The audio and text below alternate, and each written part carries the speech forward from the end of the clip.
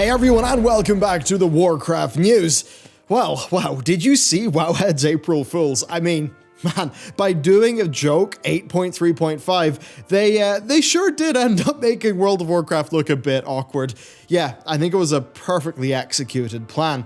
Past that though, we've seen alpha rumblings, and it's time to address what many have been saying for quite some time indeed. Shadowlands 2021, we're going to talk about it. Now, space, it's pretty cool, isn't it? Well, if you like space, you like fantasy, this is this month's Patreon special. Yes, you will get these two beautiful double-length postcards. Oh, and of course, a pre-order for the Priest pin. You'll get a fun little blast to the jungle, this kick-ass raptor, and the Snord. It's a snake, it's a weapon, and it's a sticker. Yep, this is literally our largest month yet, so thank you for making it possible. And then, of course, there's also early access to videos like TBC Episode 2, plus videos like how I make coffee, my desk setup, and soon my recording setup. And for all that, look, I've got to just dial it down a second and be real with you. On YouTube, ad revenue is halved. It's really quite rough, especially, I mean, some of this channel's videos are made at a loss. Over our news channel, every video has been made at a loss for the last 2 weeks. It's pretty darn rough, so the patrons, we really appreciate you. Thank you for everything, and I hope you enjoy this month's content. And with that, let us begin. So first off, a funny from Wowhead that more importantly sparks a discussion.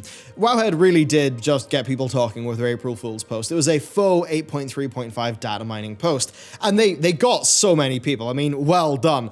Now, of course, it did rub a bit of salt in Blizzard's wound.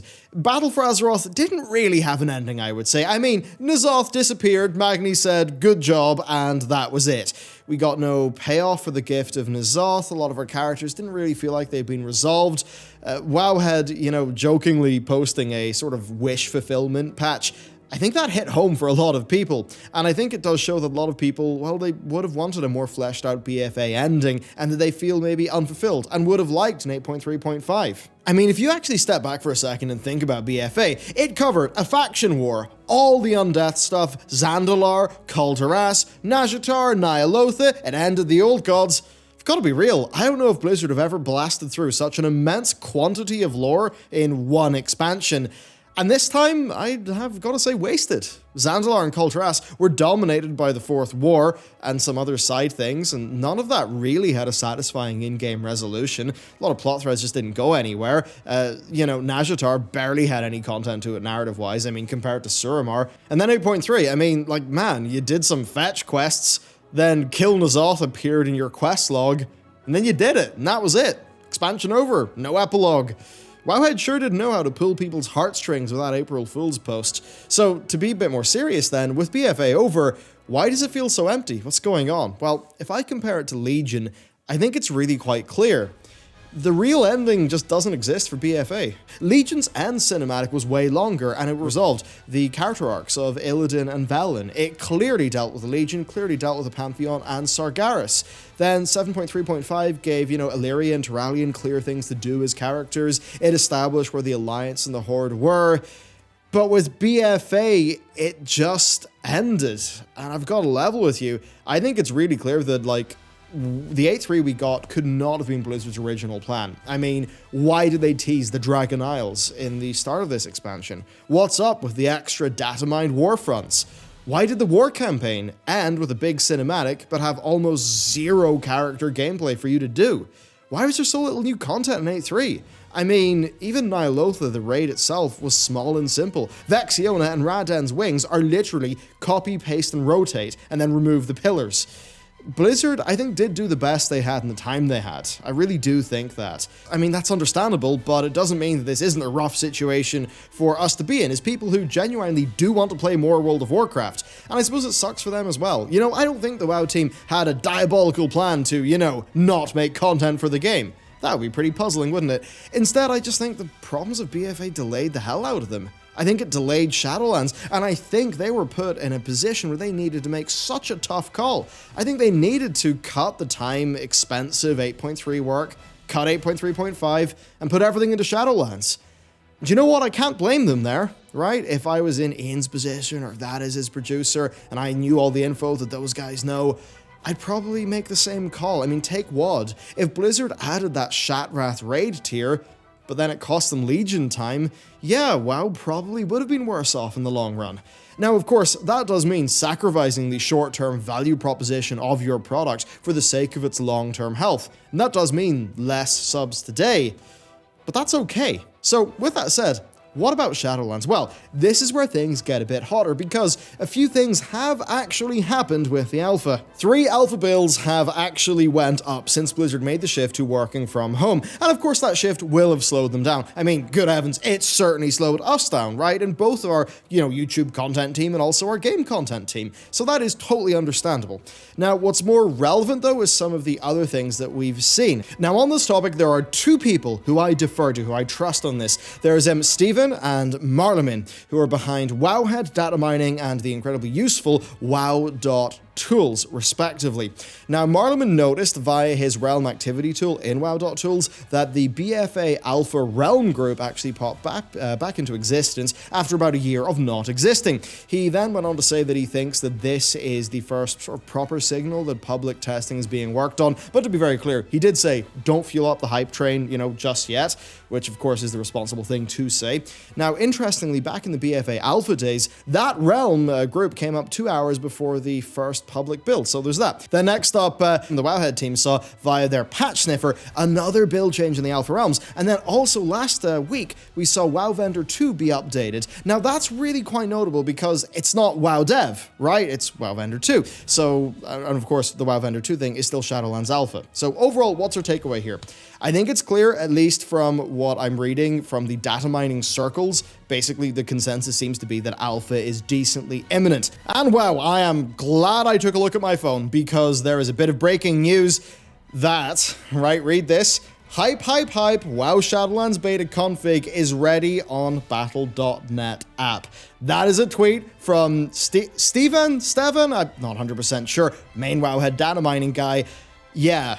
In combination with everything else that we've seen with the alpha progress, I think we're getting there. I think it's going to be pretty darn soon that you are seeing on this channel, well, Shadowlands beta content, and that is actually pretty darn exciting. So with that established, let's talk about likely dates. Okay, so Battle for Azeroth Alpha was data mineable on the 25th of January 2018. The first wave of external testing then occurred on the 8th of February. So that means, and I'm going to take the 8th of February as the bit that matters for us, just sort of like design iteration-wise, because that's when it's, externally playable, okay? So BFA released then in mid-August, and that meant that its testing period was 6 months. But the thing is, legit, that was the worst test I've ever seen Blizzard done, bar none. There was no max level premates outside of a highly limited PvP server that was useless, no real Azerite armor testing. Tally talked about Blizzard staff knowing that Azerite gear sucked. I mean, fair enough, sure they did, but let's be real. I mean, we didn't get to properly test that system, so even if Blizzard staff knew there was problems there, they missed out on loads of feedback that maybe could have helped them to mitigate the downsides of that system, and that stuff did not happen early enough. BFA had a shorter than normal test, but more importantly, it was far worse than normal. Legion's testable period is actually kind of similar. Technically, right, Legion did open up shortly after BlizzCon, but it then took a break for Christmas, and when it came up originally, it was just the Demon Hunter starter zone. But still, it was longer, and it was far more targeted, with Blizzard actually unlocking the classes slowly over time. So with BFA and Legion, let's just meet at the middle, and let's just say that Shadowlands needs a 7-month-long test process of good quality testing where Blizzard listen. So if we take that as our base case, and then we extrapolate, well, what do we have? Early April plus 7 months equals mid-November. Now, if we're going to go directly like BFA, then it's mid-October. Now, one bit of anecdotal evidence that I think may be a little bit sort of wink wink nudge nudge is Preach saying that after doing his BlizzCon interview, he was personally surprised that Shadowlands was still targeted at 2020. Now, certainly for a game that was supposedly 3/4 of a year away from launch, I will say that Shadowlands did look earlier than I've ever seen a WoW expansion showing at a BlizzCon. So, is November impossible then? I would say no, not at all. I think it's probably likely. At this stage, I would actually hope that we do not see an August or September launch. I hope we see a later one. Warlords of Draenor launched on the 13th of November 2014, Cataclysm launched on the 7th of December 2010. If we see a release date like that, or one that's maybe even 2021, a part of me will be sad, but more of me will be happy. Why? Well, I mean, it will suck to have no modern WoW that I'm interested in playing for a while, but I can just go play Mount & Blade 2, and I can do that happily knowing that the development team have got more time to make an expansion that they're proud of. Being proud of parts of BFA, I totally get that. Being proud of BFA overall, maybe less so. BFA and Warlords of Draenor are right now trading blows for really who gets to be WoW's most disappointing expansion. This game can't take BFA again, right? We cannot have this TikTok of good expansion, bad expansion. It can't continue. The team need more time, obviously. The higher-ups at Blizzard need to give them that time. If another BFA happens, I'm going to call it here. WoW will be on its way to irrelevance if that happens again. Sure, it'll still pull in some beans for Activision Blizzard, but I think it'll become more niche, right? Another soulless, mechanical, systems-driven spreadsheet of an expansion will kill WoW for many players, for good. That's why I'm personally hoping for late 2020 Shadowlands, or Shadowlands 2021. I want that team to have all the time in the world, all the time that they need to make something that they can release into the world with zero reservations, nothing worrying them at the back of their mind. And with that said, I'm going to lay out two futures. Shadowlands 2020. If Shadowlands releases as early as it possibly can, then I predict an expansion that is less fun to play than Legion, but is better than BFA. Why am I saying that? Simple, right? If it's the same rather dull class gameplay that sort of persists from BFA, but that expansion benefits from the unpruning, it'll be a mild improvement. Blizzard's slaying of infinite AP and their increasing of fairness for RNG things like the chest, that will go down well with players. In that case, I would expect a true 7.5 out of 10. You know, sort of problems, not that much innovation, but overall, stuff to do and just pretty decent quality WoW that will just exist for 2 years and give people something to do. You know, I don't think it'll be a disaster. I don't think it's going to set the world on fire. It'll just be more stuff for you to do with less pain points. That's what I would predict. Now, I'm going to give you one more caveat to what I just said.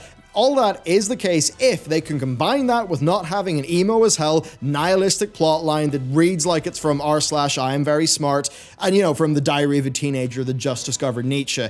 If we can do that, I think we'll be moving in a better direction. But what I would worry is maybe, in this case, that the first pass version of Covenant progression would not be ideal, right? I'd be worried about the Covenant choice feeling restrictive. I'd worry about Soulbind progression also feeling restrictive for your class, especially with the BlizzCon era plan for Conduits, which I think is really rough. So I expect that this version of Shadowlands would maintain interest and perhaps grow a little bit from BFA, but would not set the world on fire.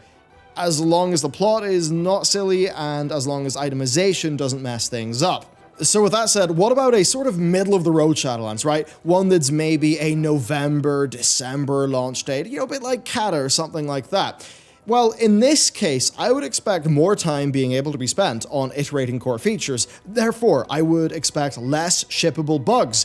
I would expect having maybe 1 to 2 more passes of iteration and classes, and in general, more endgame testing. And I say that because usually endgame testing is left till rather late, so, you know, if that did happen and the expansion was a few months later, that would relatively mean a good bit more endgame testing, which would be important. And if so, then I think, yeah, we'd probably see quality of life improvements for Covenants, and just more time for player feedback to guide the developers into just having less, I'd say, pain points from the player's experience.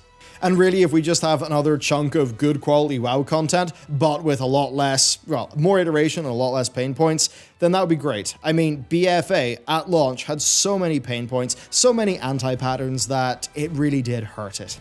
Now, with that said, what about Shadowlands 2021? Well, we actually would not have had a Q1 expansion release since the Burning Crusade. Now, TBC was actually delayed for the sake of quality. That was a good move. And if you'd like to learn more there, then hey, why not check out the first episode of our TBC retrospective? I think you'd enjoy it quite a bit.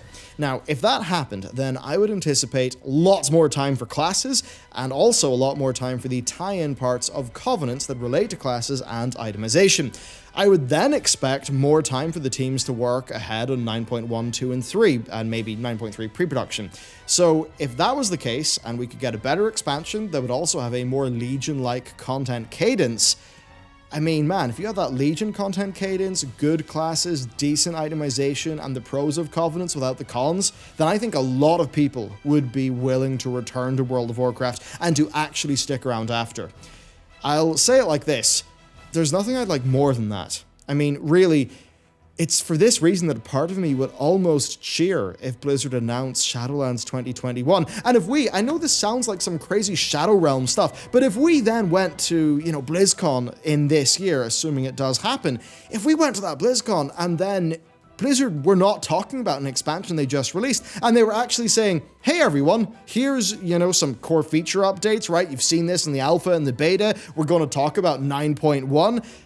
I mean, I might be sitting there thinking, wow, yeah, this expansion certainly was late, but you know what? They took the time, it's actually pretty good, and it seems like they've got a pretty solid plan for the future, because that is totally a feeling we had in Legion.